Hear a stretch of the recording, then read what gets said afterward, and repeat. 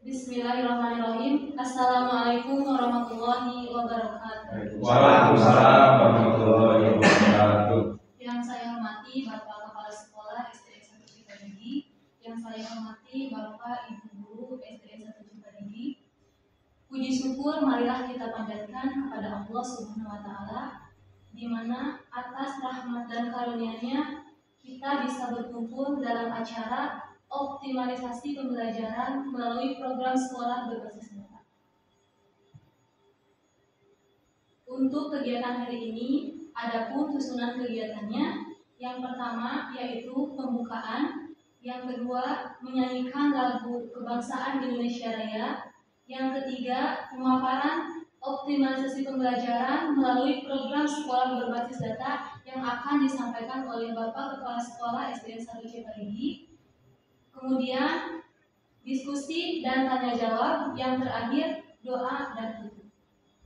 Untuk mengawali kegiatan pada siang hari ini, mari kita ucapkan basmalah bersama-sama.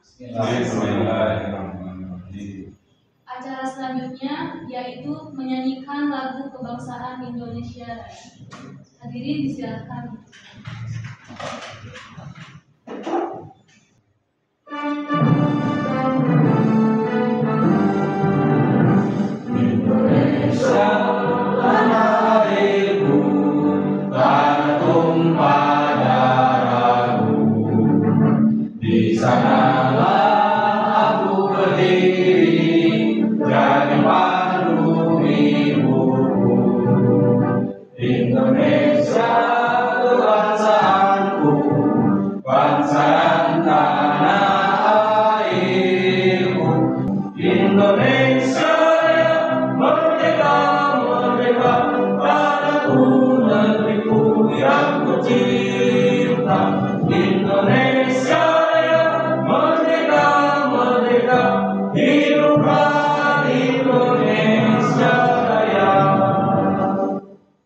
Acara inti pemaparan optimalisasi pembelajaran yang akan disampaikan oleh Bapak Kepala Sekolah.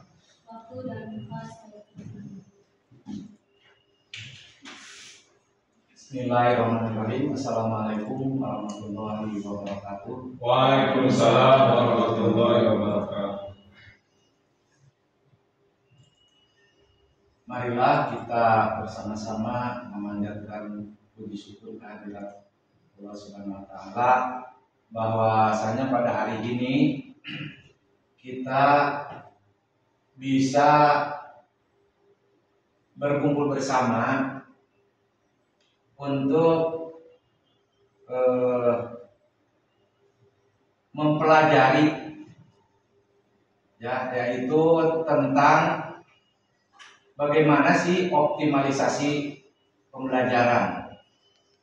Puji dan syukur marilah kita panjatkan kehadirat Allah. Bapak Ibu yang saya hormati, tentang optimalisasi pembelajaran melalui program sekolah berbasis data ini tiada lain bertujuan untuk yang pertama menyampaikan praktik baik pemanfaatan data dalam pengambilan keputusan di sekolah, di mana datanya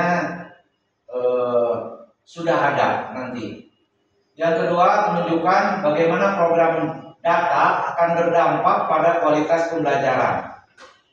Kemudian yang ketiga, menjelaskan bagaimana rencana berkelanjutan untuk penguatan untuk pendidikan terutama di SD Negeri 1 Cipadigi. Kemudian yang menjadi latar belakang dari pelatihan ini diantaranya yaitu tantangan pembelajaran, di mana capaian tidak merata, sebagian motivasi belajar siswa rendah. Ini latar belakang di kita. Kemudian yang kedua, pentingnya pengambilan keputusan berbasis data, dan yang ketiga, arahan kebijakan mengenai rapor pendidikan, lalu mengenai PMM, platform Merdeka Mengajar, ya, mengenai kurikulum Merdeka, dan pendekatan deep learning, di mana deep learning ini adalah memanfaatkan jaringan atau saraf tiruan untuk belajar dari data itu. Kemudian apa saja yang akan kita pelajari?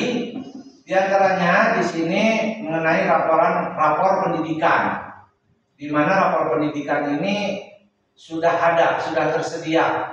Nanti sebagian akan saya perlihatkan. Kemudian yang selanjutnya asesmen diagnostik dan sumati. Kemudian yang ketiga kehadiran dan perilaku siswa. Kemudian yang selanjutnya observasi kelas dan refleksi guru. Yang kelima yaitu aspirasi orang tua siswa. Nah, untuk itu kalau kita lihat di sini pada rapor pendidikan, memang kemampuan literasi dan numerasi itu sudah 100% atau dikatakan baik, bahwa sudah 100% peserta didik mencapai kompetensi minimum. Begitu juga dalam kemampuan numerasi. Lalu karakter. Dan selanjutnya hanya ini ada di sini dalam kualitas pembelajaran ini turun. Meskipun di sini baik kelihatannya, tapi di sini menurun dari tahun 2024. Turunnya itu sekitar 1,6. Nah, ini mestinya ini jadi pemikiran kita bersama. Jadi mau diapakan, mau dibagaimanakan, ini tergantung kita semua. Kemudian yang selanjutnya, nah ini termasuk, tentu saja ini termasuk rapor pendidikan tadi yang menurun ini masih, dan ini kesimpulannya di sini kualitas pembelajarannya menurun, kemudian baik ya, kalau ini baik tapi menurun gitu.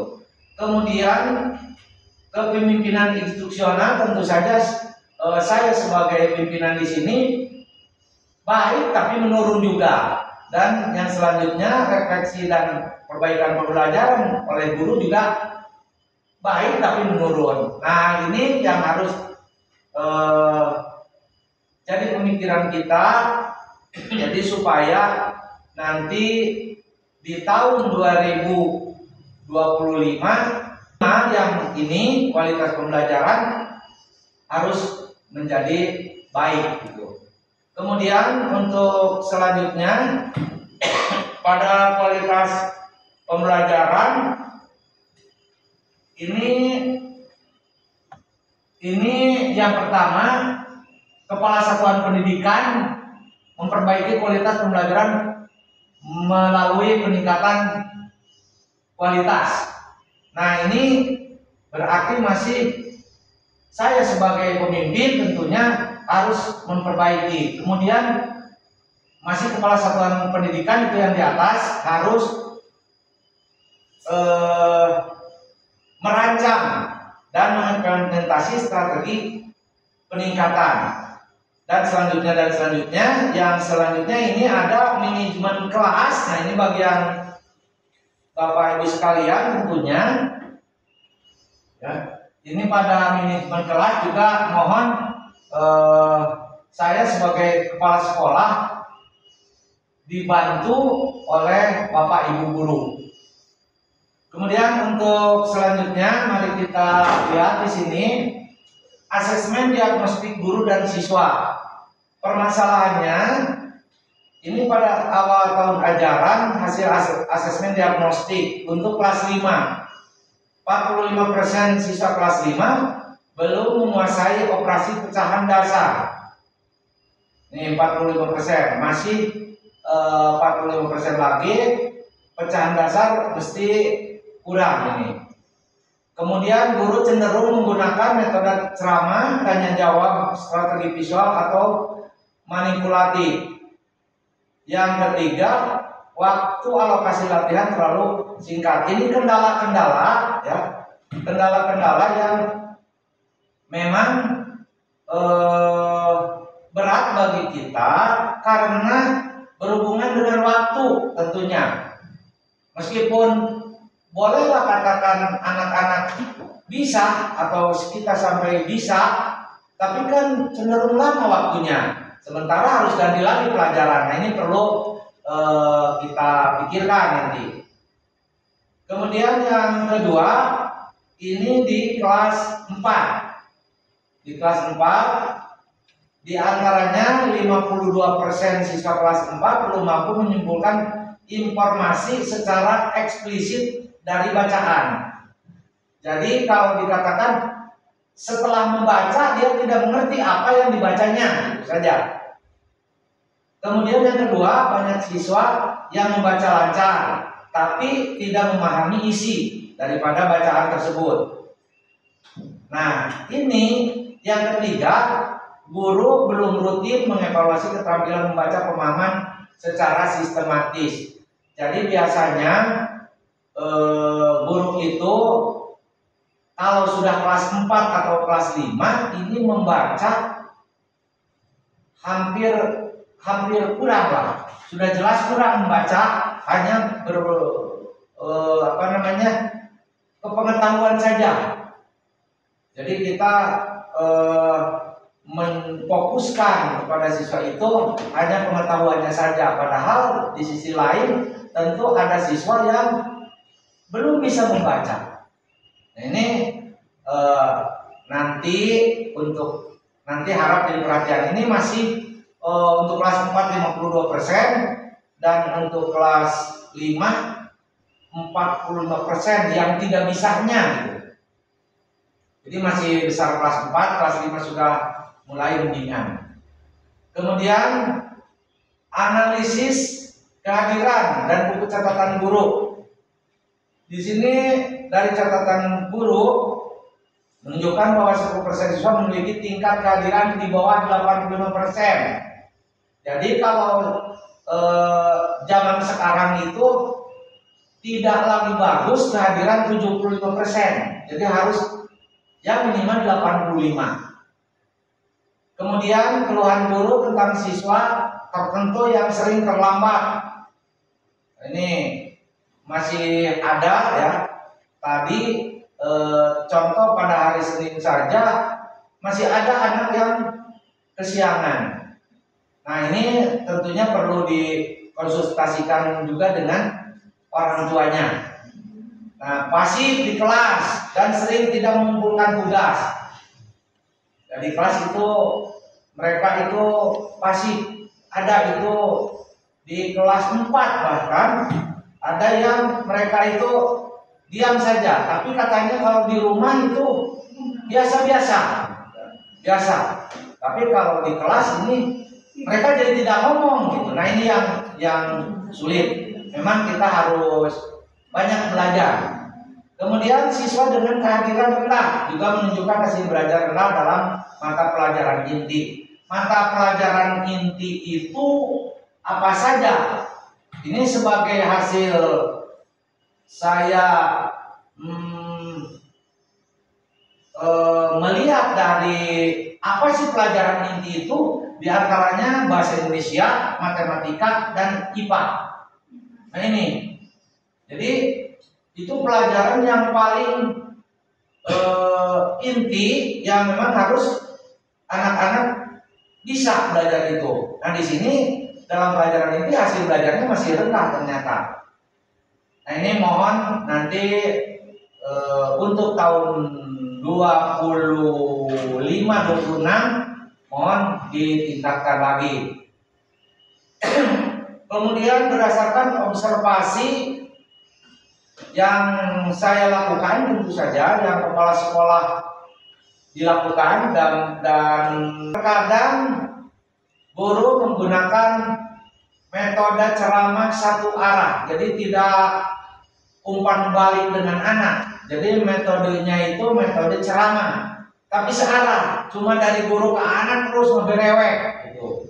Sehingga anak-anak tidak begitu mendapat perhatian.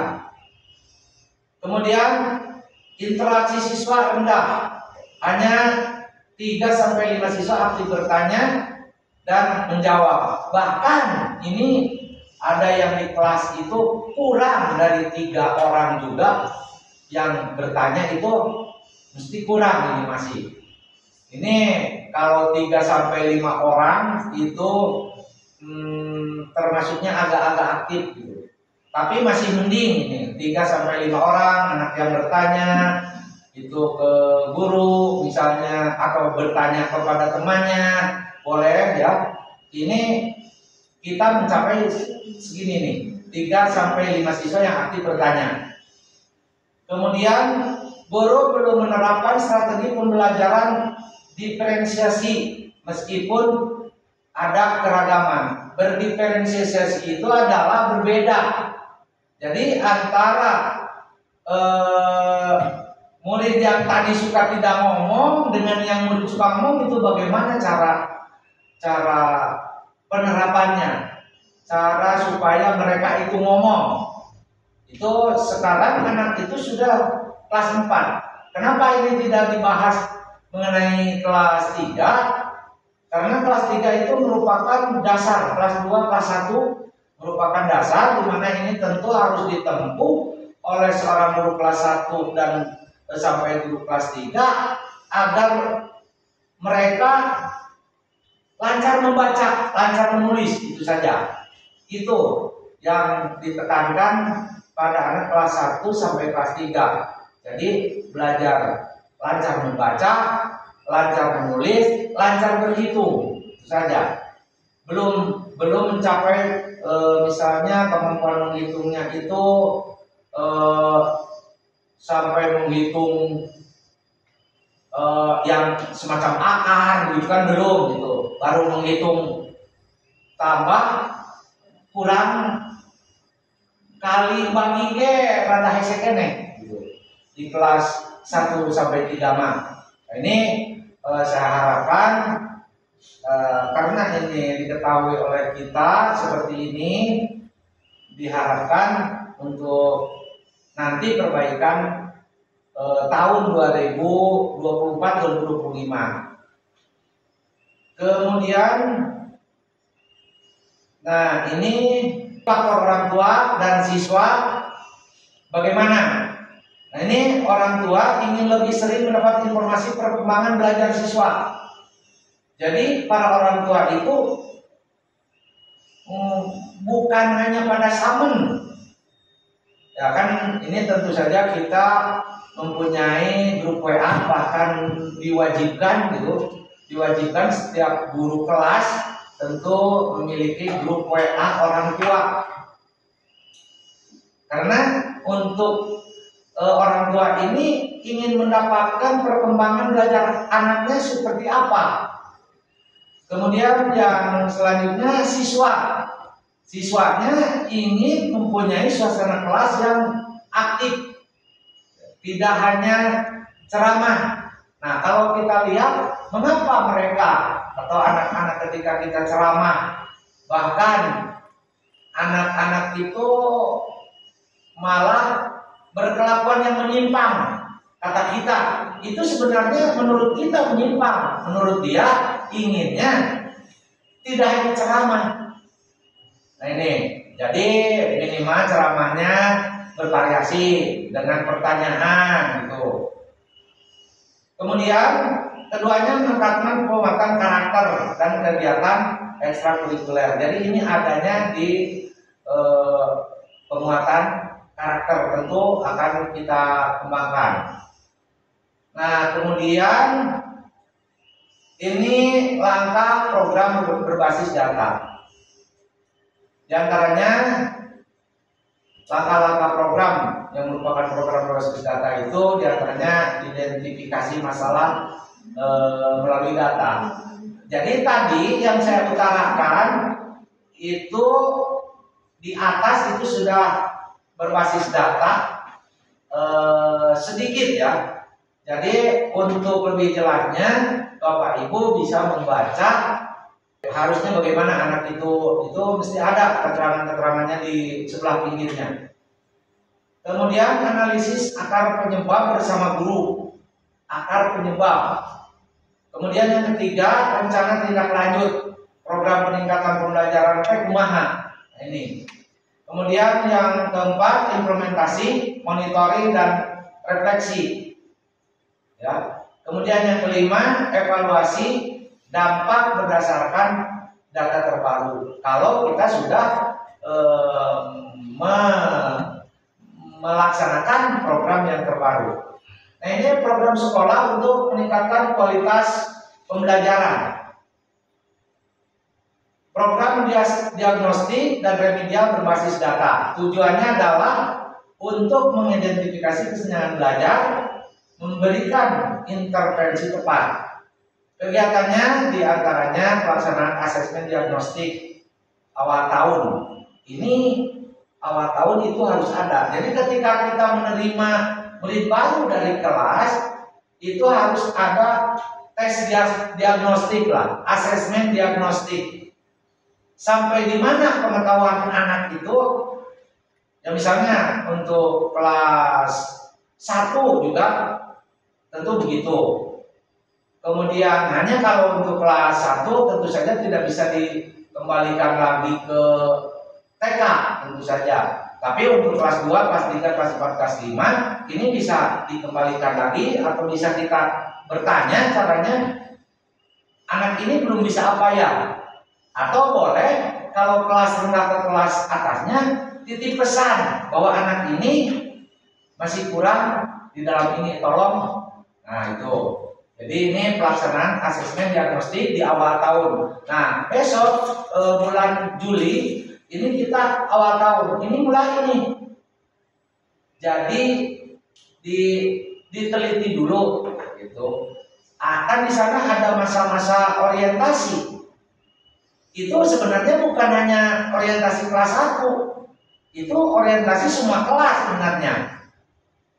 Ini di awal tahun nanti atau di tengah semester juga.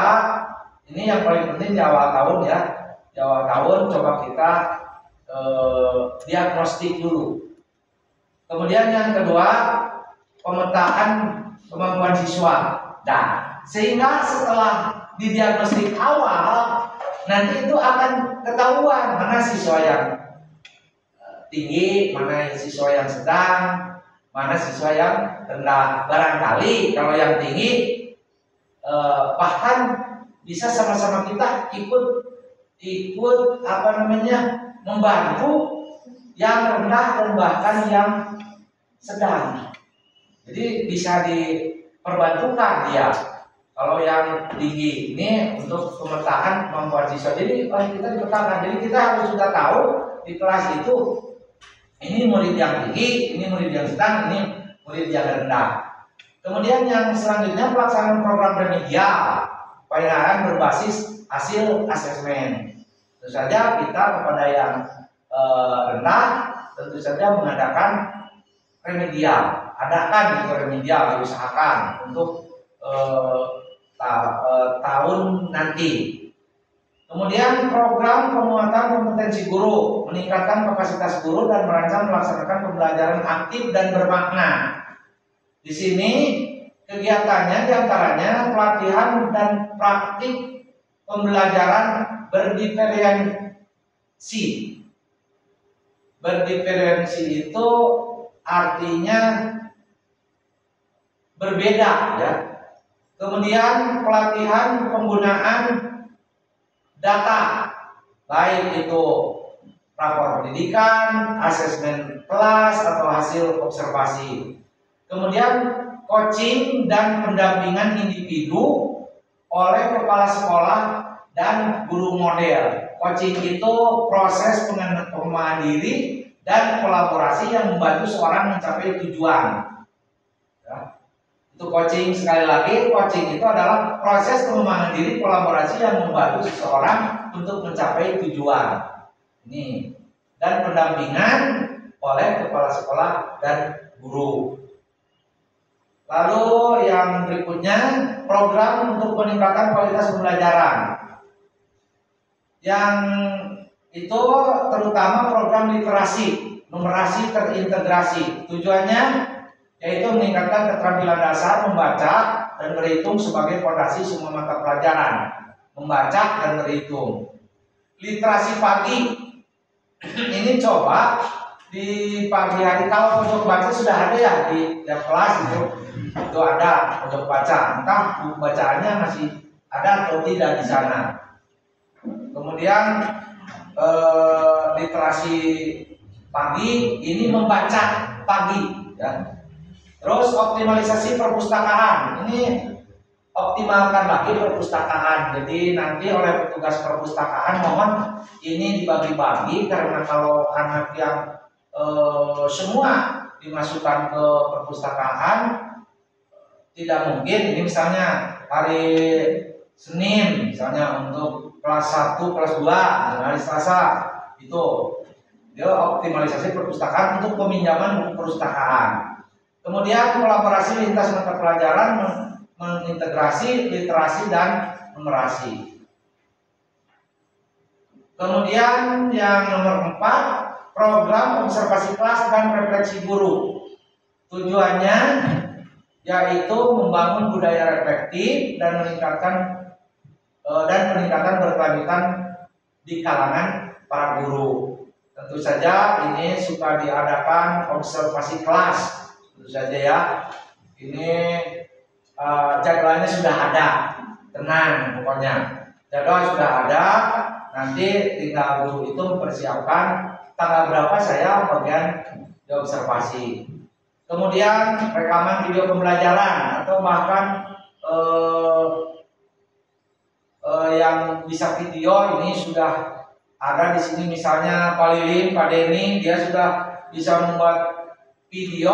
Nah, itu video itu sebenarnya untuk melihat, bukan untuk ditayangkan di YouTube. Itu mah hanya civil effect saja. Tapi tujuannya ini video ini adalah untuk sebagai bahan refleksi.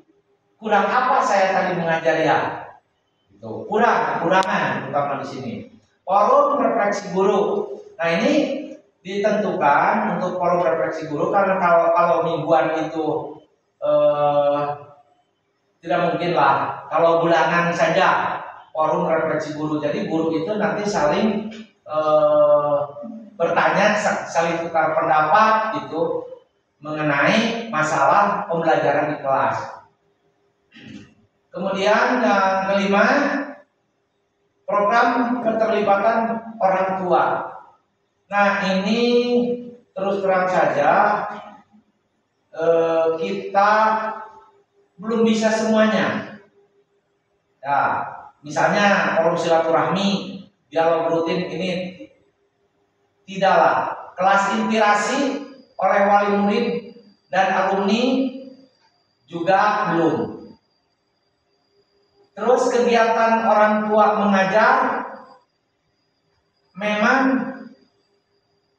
belum kalau secara rutin, tapi kalau misalnya setahun sekali ini suka ada gitu. Misalnya pada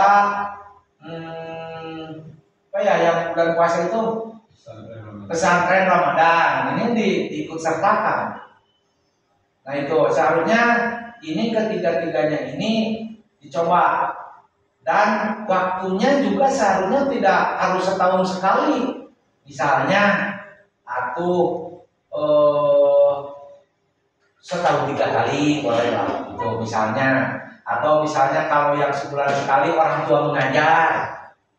Nah, itu ini yang perlu kita tentu saja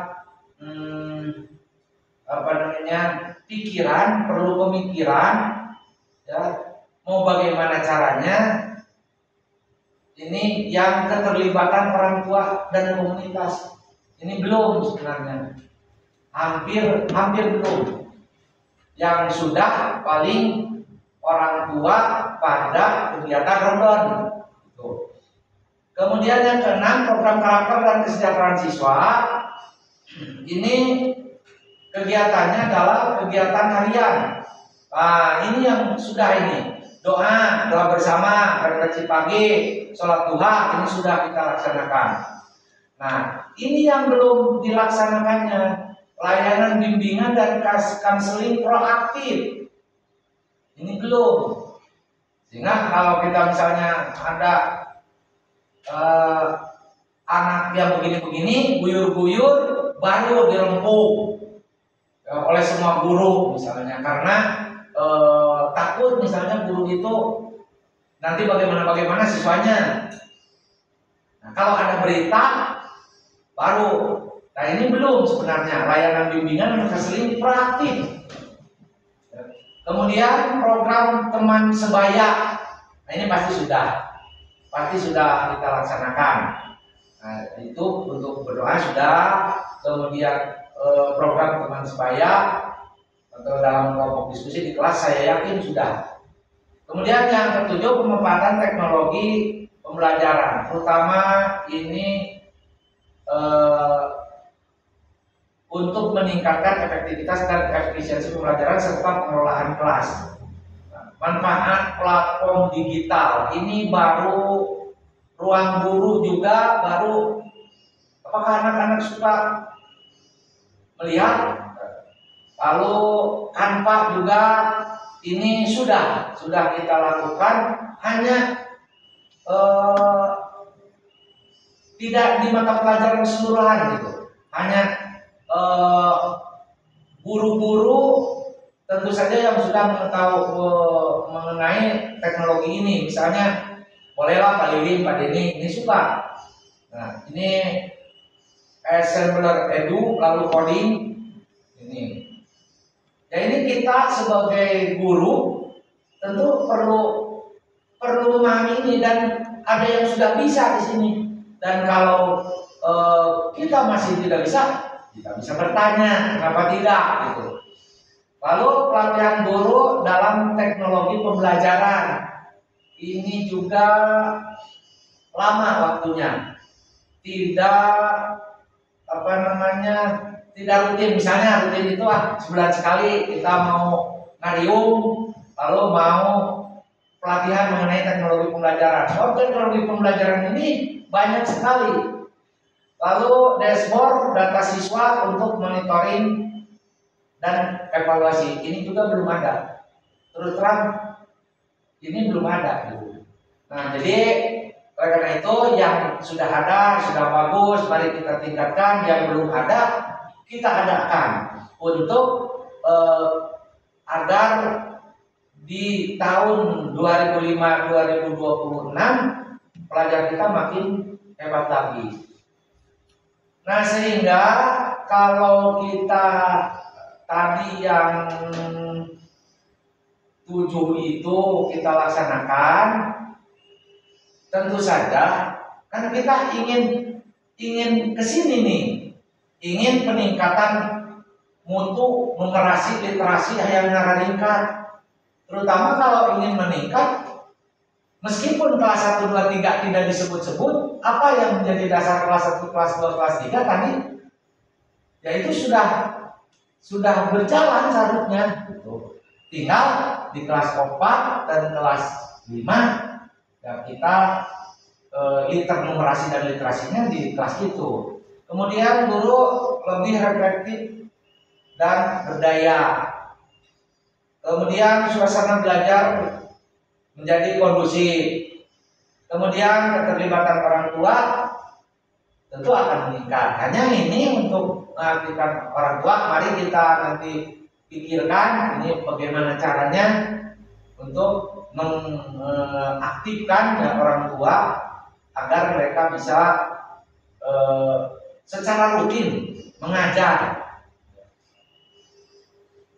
Kemudian, untuk rencana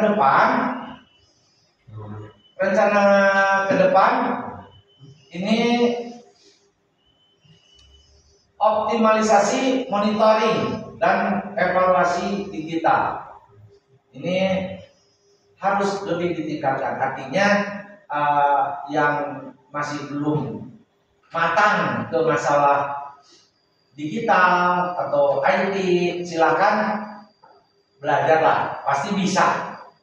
Kemudian komunitas belajar guru berbasis refleksi data. Datanya yang tadi yang itu ada pada rapor pendidikan. Kita harus punya semua rapor pendidikan, adanya pada rapor pendidikan itu karena harus berbasis refleksi, berbasis data. Kemudian kolaborasi berkelanjutan dengan pengawas dan komite sekolah. Kolaborasi berkelanjutan dengan pengawas. Nah, ini selanjutnya tentu saja data. Masalah yang kita ceritakan dari tadi itu berdasarkan data. Ini anak kita itu begitu. Nah, data itu merupakan pencerminan sekolah. Sekolah nanti maju teu. Itu tentu kita lihat dari datanya. Jika kita ingin berubah, kita harus mulai membaca cermin. Ya, misalnya kalau di bedak kemudian gimana tanah gitulah. Jadi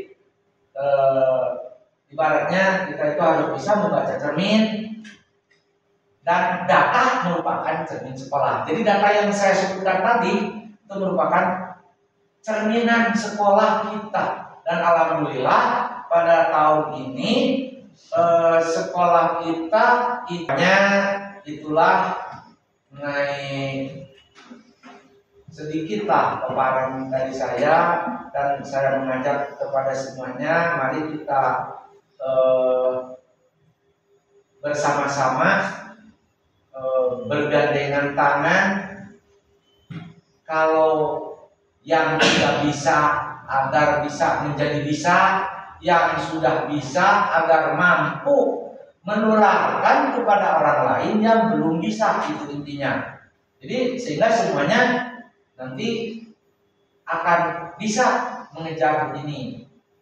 Nah, untuk tahun 2025-2026 tentu kita harus betul-betul ini. Nah, rupanya sekelumit penjelasan dari saya dicukupkan sekian, tapi kalau ada yang bertanya, tidak menutup kemungkinan kalau saya bisa menjawab, saya akan jawab sendiri.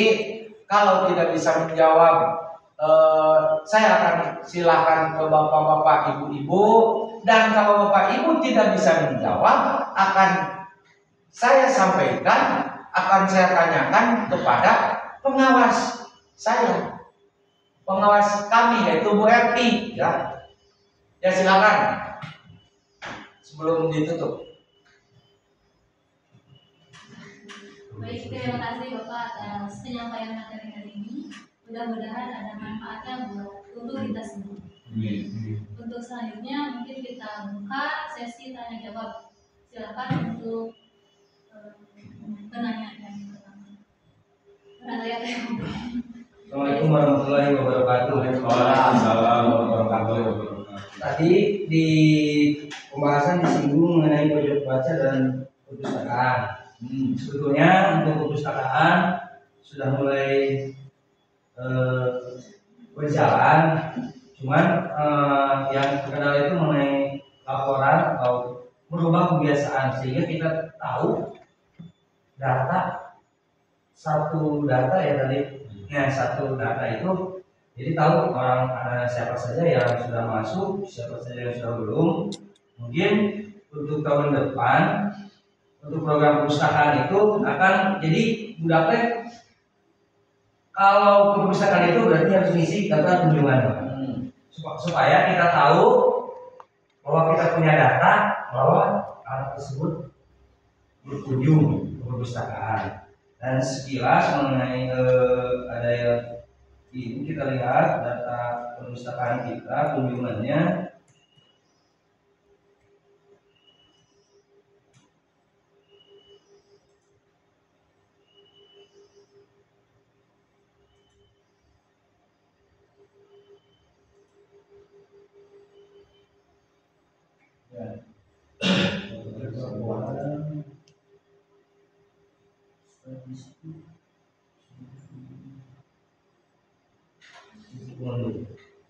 Nah, untuk pengunjung ini, karena kita sudah mempunyai aplikasi perpustakaan digital yang dimana untuk bulan sekarang, bulan Mei ya, kelas 4 ada 4 orang, kelas 3 ada 3 orang. Walaupun sebenarnya untuk kunjungan itu banyak, tapi tidak tercatat. Nah, bagaimana di tahun selanjutnya supaya yang berkunjung perpustakaan ini terdata di sini. Jadi kita akan tahu siapa saja yang berkunjung ke perpustakaan. Nanti dari data tersebut tadi sesuai arahan dari Bapak Kepala, kita akan tahu tingkat literasi dan numerasi siswa berdasarkan kunjungan atau peminjaman buku.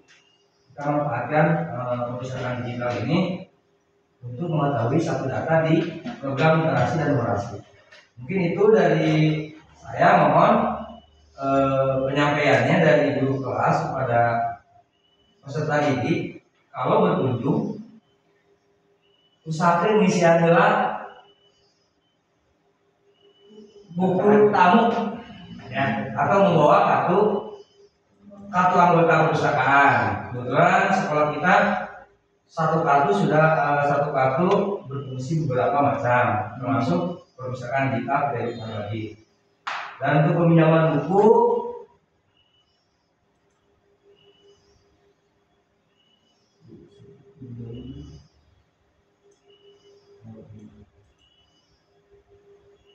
nah, ini udah ada, kita sudah punya, masih didominasi kelas 6, mungkin kelas 1, kelas 2, kelas 3 perlu diarahkan lagi untuk berkunjung ke perpustakaan oleh peminjaman. Kemudian mungkin penelitian dari program literasi yang Bapak arahkan nanti untuk semester depan. Sekian dari saya. Assalamualaikum warahmatullahi wabarakatuh. Ini ya dari saya, mohon ini ya, karena ini anak-anak tidak mau ke perpustakaan itu, kadang di sana ada murid-murid besar. Jadi begini intinya. Jadi intinya, makanya kata saya tadi, misalnya kelas Senin kelas 1 2, nah, Selasa kelas 3 4 gitu dan seterusnya lah, seperti itulah.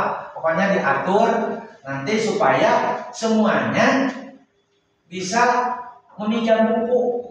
Semuanya kan sudah ada kan peminjaman bukunya sudah ada ya. Nah itu. Jadi untuk mengoptimalkan perpustakaan ini mohon nanti guru kelas. Nah, ini guru kelas. Jadi untuk hari Senin, Selasa, Rabu pokoknya dibagi-bagi aja lah. Pokoknya dibagi-bagi. Jadi jangan sampai nusadar we meninjau teh gitu. Kelas namanya pasti sadar bisa, kelas 1 2 mah pasti sadar gitu. Nah, diusahakan. Meskipun tadi tidak disebutkan yang banyak saya mengatakan kelas 4 5 itu sebenarnya literasinya di sini di kelas 1 2 3 diarahkannya. Nah itu. Ini optimalisasi perpustakaan. Insya Allah ini untuk tahun depan ya. Karena ini perpustakaan berarti rendah ya intinya rendah perpustakaan. Silakan yang lain lagi. Ini atur lagi.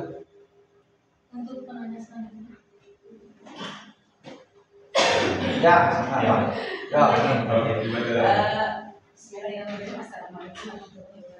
Waalaikumsalam warahmatullahi wabarakatuh. Ya, mungkin dalam hal ini saya bukan bertanya ya Pak, hanya memberikan saran atau masukan. Tadi kan dalam program Bapak itu ada yang dalam literasi informasi, program yang ada yang memberikan bimbingan ya pada anak yang sebenarnya kurang bisa membaca seperti apa. Nah, berarti bimbingan tersebut menurut saya mungkin akan diberikannya itu nanti berarti di luar jam pelajar ya, contohnya ada hari tertentu, contohnya hari Jumat, berarti di luar jam pelajaran.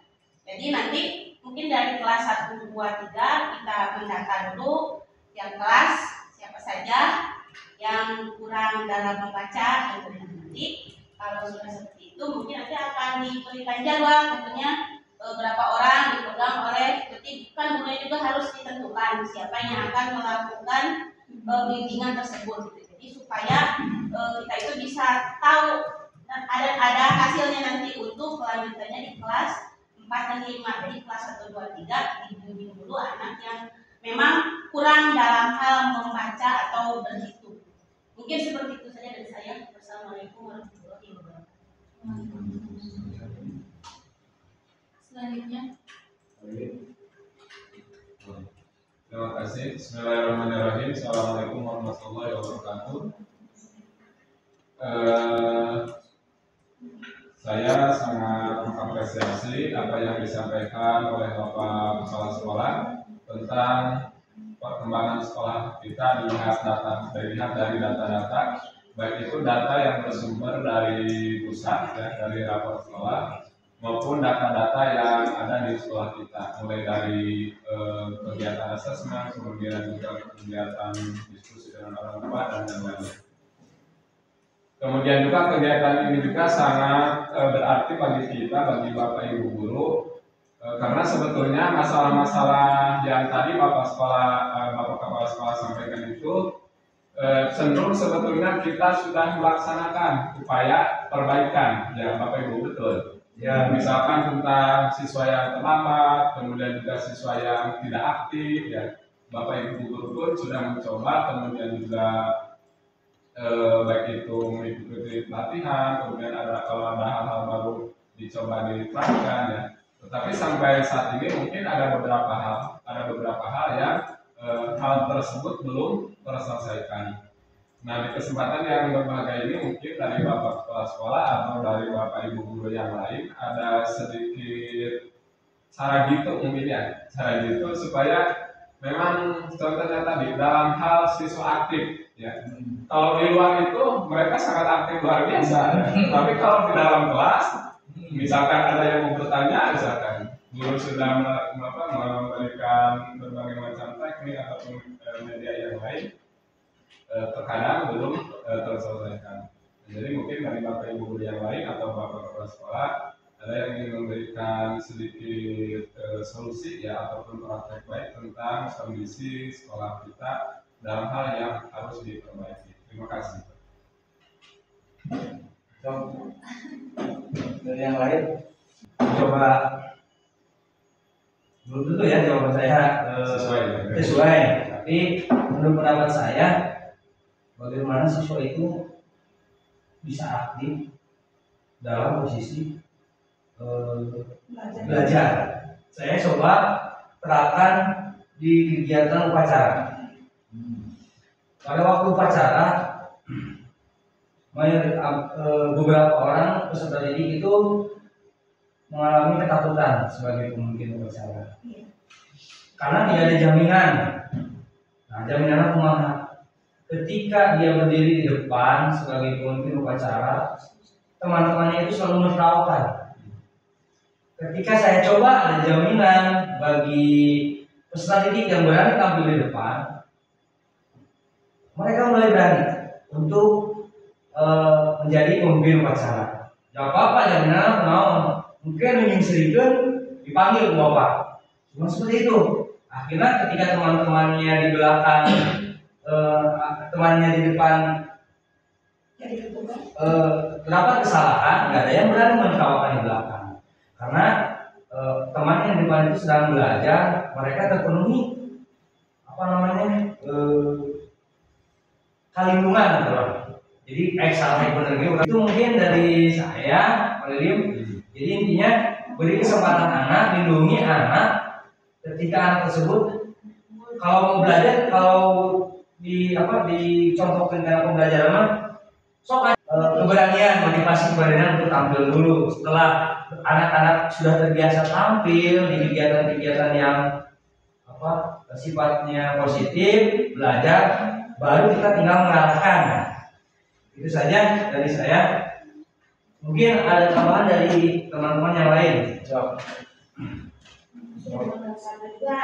Kelas satu juga memang begitu, dikasih motivasi, dikasih minimal anak itu berani tampil dulu, masalah benar atau salahnya itu tidak dijadikan hal yang utama untuk anak itu menjadi bisa, yang penting anak itu bisa berani tampil di kelas.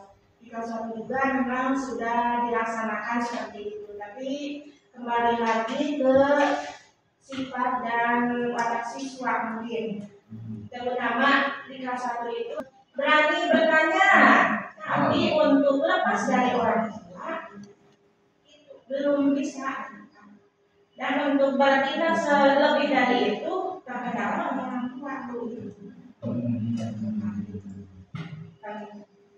Acan belum. Nanti kalau sampai misalnya kelas 4 masih terus diantar, memang kita perlu ngomong juga orang tuanya. Perlu ngomong, coba ditinggalkan lah. Nah, itu barangkali terutama ya anak-anak yang seperti itu, kalau sudah di kelas 3, 2 masih kalau kelas 2. Tapi kalau kelas 3, misalnya kalau ibunya di warung sih tidak jadi masalah. Kalau ibunya ikut dekat dengan anak, meskipun anaknya pandai, ini bermasalah. Bagaimana nanti kalau ke SMA gitu. SMA-nya ayo di kuntit bukolot mah meren gitu. Nah, ini nanti saja lah. Itu mah kenilaian nama. Nanti kelas 2 bagaimana? Gitu. Kita lihat nanti di kelas 2. Ada lagi?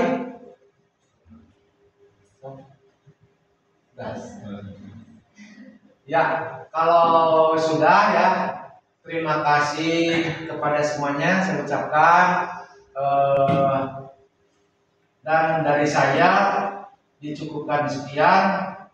Wassalamualaikum warahmatullahi wabarakatuh. Waalaikumsalam. Terima kasih.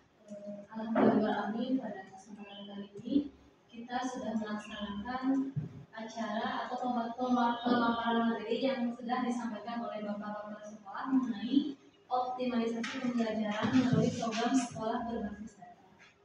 Mudah-mudahan apa yang disampaikan oleh Bapak pada hari ini ada manfaatnya, kemudian dapat memperbaiki kualitas pembelajaran khususnya di SDN 1 Cipatujih.